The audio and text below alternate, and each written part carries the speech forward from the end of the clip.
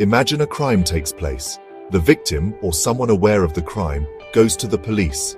This is the first step. They tell their story, and the police write it down. This written record is called the First Information Report, or FIR. It marks the beginning of the legal process. The police then swing into action, investigating the crime. They gather evidence, talk to witnesses, and try to piece together what happened. The investigation can take time, depending on the complexity of the crime. Once the police believe they have enough evidence, they file a charge sheet. Think of this as a summary of their findings. The charge sheet contains details of the crime, the evidence collected, and the names of the accused. This document is crucial, as it forms the basis of the case against the accused. The charge sheet is then presented before a magistrate, a judicial officer who plays a critical role in the initial stages of the case. Once the charge sheet is filed, the magistrate has an important decision to make. This decision depends on the severity of the alleged crime. For less serious offences, known as summons cases, the magistrate can directly begin the trial in their court. However, for more serious offences, termed warrant cases, an additional step is required, the committal process. The committal process acts as a filter, ensuring that only cases with strong evidence proceed to trial in a higher court, called the Sessions Court. During this process, the magistrate examines the evidence presented in the charge sheet. The magistrate also gives the accused an opportunity to present their side of the story. Based on this examination, the magistrate decides whether there is enough evidence to frame charges against the accused. If the magistrate believes there is sufficient evidence, they commit the case to the Sessions Court for trial. If not, the accused may be discharged. This committal process ensures that only cases with a strong foundation reach the higher court, saving time and resources. A courtroom can feel like a stage, with various actors playing crucial roles in the pursuit of justice. The judge, often referred to as Your Honor, presides over the trial, ensuring fairness and adherence to the law. They act as an impartial umpire, deciding on matters of procedure, evidence, and ultimately the fate of the accused. On one side, we have the public prosecutor, representing the state and the interests of society. Their role is to present the case against the accused, presenting evidence and arguments to demonstrate their guilt. Think of them as the storytellers, weaving a narrative of the crime based on the evidence collected. On the other side stands the defense lawyer, a staunch advocate for the accused. Their duty is to protect the rights of the accused, ensuring they receive a fair trial. They challenge the prosecution's case, highlighting inconsistencies and presenting evidence in favor of the accused. The accused at the center of it all has the right to remain silent, to engage a lawyer, and to present their defense against the charges. The trial begins with the framing of charges against the accused. The judge reads out the charges, clearly stating the offenses the accused is alleged to have committed. The accused is then asked to plead guilty or not guilty. If the accused pleads guilty, the trial moves directly to the sentencing phase. However, if the accused pleads not guilty, the real battle begins. The prosecution gets the first turn, presenting their case in chief. They call upon witnesses, those who have direct knowledge of the crime or related events. The witnesses are examined by the prosecution, their testimonies meticulously recorded. The prosecution also presents physical evidence, documents, photographs, or objects that support their case. Each piece of evidence is carefully presented and examined, aiming to prove the guilt of the accused beyond a reasonable doubt. The defense has the right to object to any evidence they believe is inadmissible or irrelevant. The judge rules on these objections, ensuring a fair and just proceeding. Section 5. The Art of Questioning. Unveiling the truth in cross-examination. Cross-examination is the heart of a trial, a battle of wits where the truth is relentlessly pursued. Once the prosecution finishes questioning a witness, the defense lawyer gets their turn to cross-examine. This is their opportunity to test the credibility of the witness and their testimony.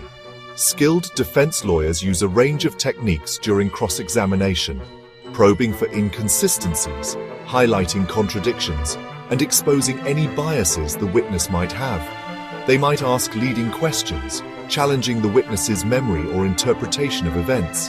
The goal is to weaken the prosecution's case by raising doubts about the reliability of the witness's testimony.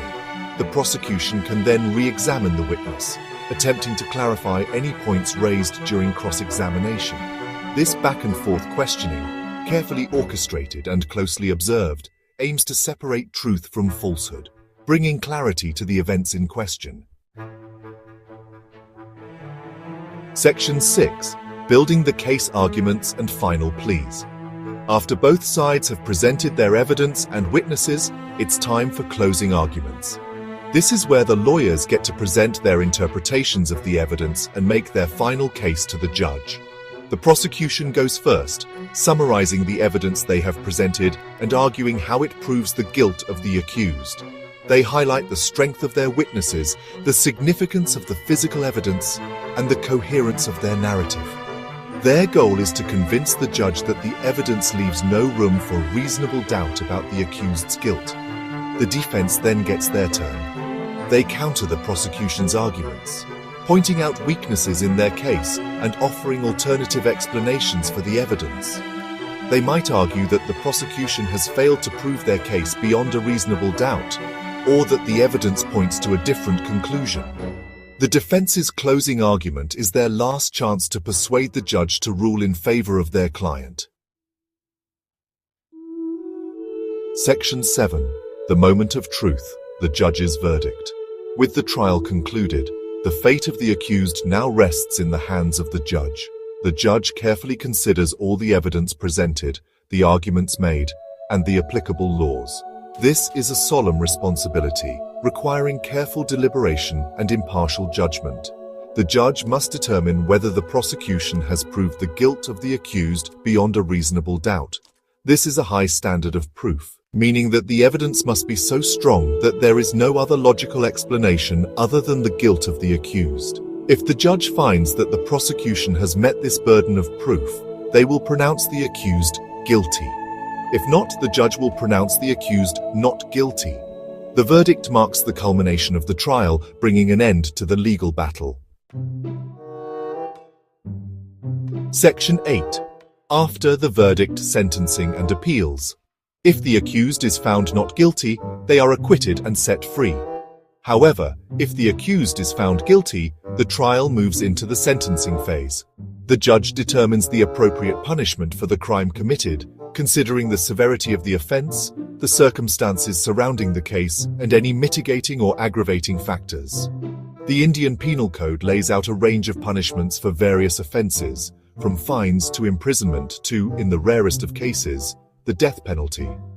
The judge's decision on sentencing is based on a careful analysis of the law and the specific facts of the case. After the judgment is pronounced, both the prosecution and the defense have the right to appeal the decision to a higher court.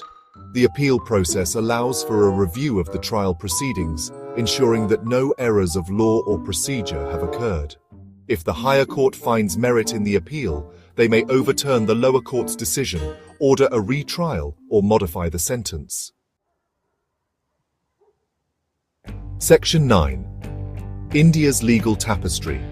Unique features of the system. The Indian criminal trial system, rooted in common law tradition, possesses several unique features. One notable aspect is the adversarial system, where the prosecution and defense present their cases before an impartial judge. This system ensures a fair hearing for both sides, allowing each party to present their evidence and arguments. Another distinctive feature is the emphasis on oral evidence. While documentary evidence is important, the testimony of witnesses, subjected to cross-examination, holds significant weight. This practice allows the judge to assess the credibility of witnesses and the veracity of their statements. Furthermore, India follows the principle of presumption of innocence until proven guilty. This means that the burden of proof lies on the prosecution to establish the guilt of the accused, while the accused is not obligated to prove their innocence. This fundamental principle safeguards the rights of the accused, ensuring that they are not unjustly convicted. Section 10. Life after trial, the long road to justice. The end of a trial doesn't always mark the end of the journey. For those found guilty, the impact of the verdict can be life-altering, involving imprisonment, fines, or other consequences. The justice system aims to punish the guilty and deter future crime, but it also recognizes the importance of rehabilitation. Prison sentences are not merely meant to be punitive. They also provide opportunities for education, skill development, and personal reflection. The goal is to help convicts reintegrate into society as responsible citizens after serving their time. For victims of crime, the trial can provide a sense of closure and justice. However, the journey doesn't end there. They may require ongoing support to cope with the trauma and rebuild their lives. The legal system, while imperfect, strives to deliver justice, ensuring a fair trial and appropriate consequences for those found guilty. The journey through the Indian criminal trial process is a testament to the principles of fairness, due process, and the rule of law that underpin the Indian legal system.